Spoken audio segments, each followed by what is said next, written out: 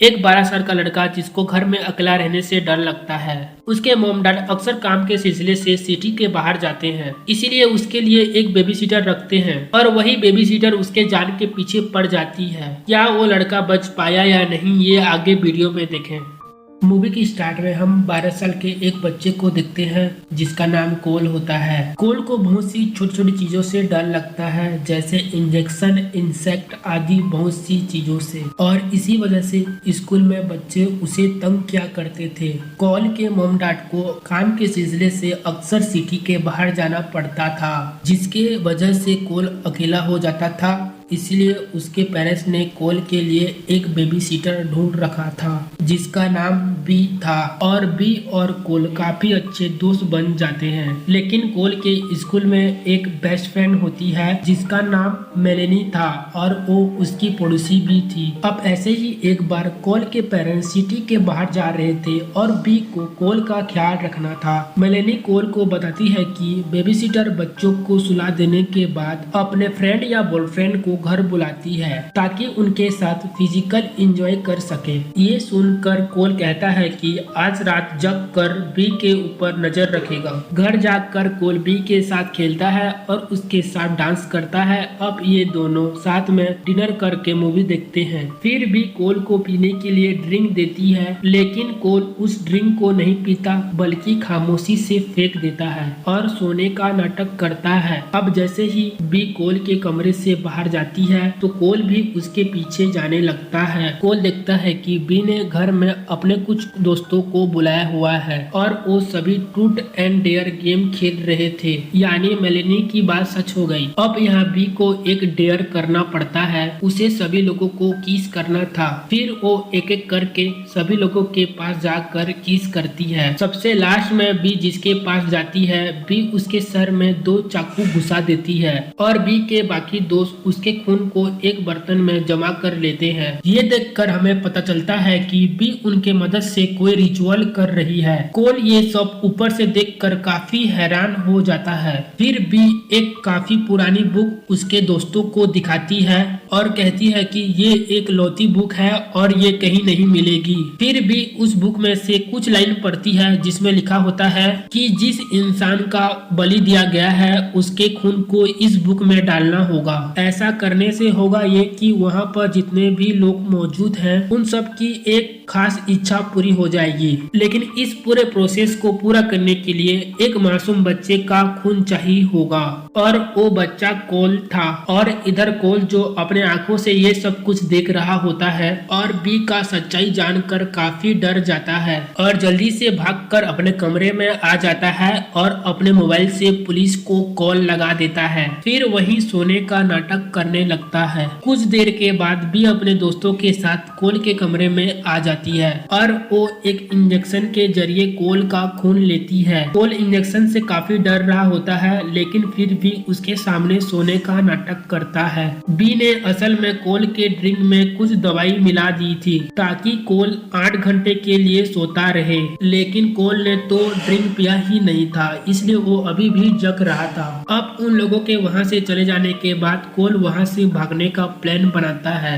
भागने के लिए कोल कुछ कपड़ों को एक साथ बांधकर खिड़की के बाहर गिरा देता है, लेकिन उसके भागने से पहले ही वहाँ पर बी आ जाती है। अब क्योंकि उन लोगों ने कोल का काफी खून निकाल लिया था, जिसके वजह से कोल बेहोश हो जाता है। फिर जब कोल आंखें खोलता है तो वो खुद को एक कुर्सी से बंधा हुआ होता है जहाँ उसके सामने बी और उसके दोस्त होते हैं। कोल उन सबको देखकर अनजान बनने की कोशिश करता है, जैसे वो कुछ नहीं जानता हो, और तभी वहाँ पर पुलिस आ जाती है। लेकिन तभी बी का एक दोस्त एक पुलिस वाले को मार देता है और एक को बी मार देती है। अब इस लड़ाई में बी की एक फ्रेंड को गोली लग जाती है। अब सारे पुलिस वाले मारे जा चुके थे, लेकिन पुलिस के वॉकी टॉकी में बैकअप यूनिट के मैसेज आ रहे थे और इन मैसेज का रिप्लाई सिर्फ कुछ कोड के जरिए ही किया जा सकता था, लेकिन उन कोड को सिर्फ कोल ही जानता था। फिर बी कोल को धमकाते हुए वो कोट लेती है और बी का एक दोस्त मैसेज भेजता है कि यहाँ सब कुछ ठीक है। ये सब देखकर कोल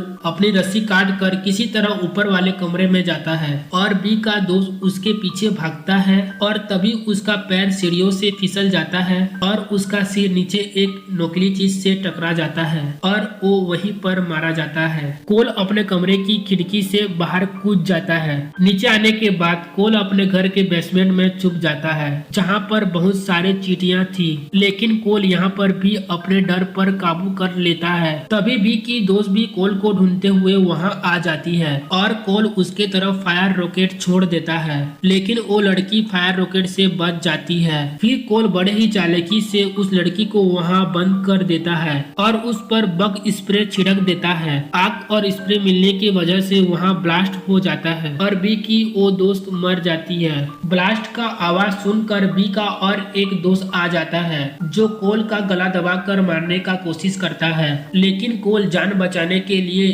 ट्री हाउस में चला जाता है। बी का दोस्त भी उसके पीछे आने लगता है, तभी वो दोनों नीचे गिर जाते हैं। बी के दोस्त के गले में एक रस्सी फंस जाता है और उसे फांसी लग जाती है और वो मर जाता है। तभी बी कोल पर गन से गोली चलाने लगती है। कोल वहाँ से भागकर अपने पड़ोसी मेलिनी के घर आ जाता है और कोल मेलिनी से कहता है कि तुरंत पुलिस को कॉल करो और तभी वहाँ बी भी आ जाती है। अब क्योंकि कोल के साथ साथ मेलिनी की भी जान खतरे में पड़ सकती थी, तो कोल भागकर वापस अपने घर में आ जाता है। कोल को अपने घर में बी की एक दोस्त बेहोश मिलती है, लेकिन तभी बी की वो दोस्त होश में आकर कोल पर हमला कर देती है, लेकिन तभी वहाँ पर बी आकर अपने फ्रेंड के सर पर गोली मारकर उसे मार देती है। अब बी कोल को पकड़ने के लिए उसके तरफ बढ़ती है, लेकिन कोल बी की बुक को पकड़कर जलाने का धमकी देता है। अब क्योंकि ये बुक एक लौती थी, इसलिए वो कोल से कहती है कि ठीक है, मैं तुम्हें नहीं मारूंगी।